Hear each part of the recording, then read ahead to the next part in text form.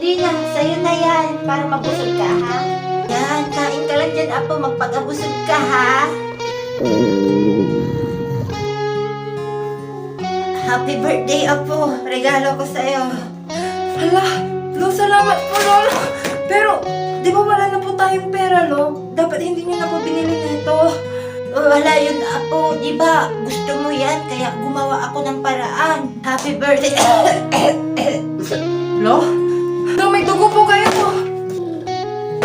May maluhang sakit ang lolo mo at kailangan na siyang operahan sa madaling panahon.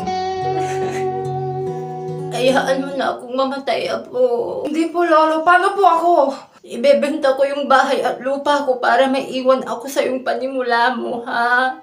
Gagawa po ako ng paraan.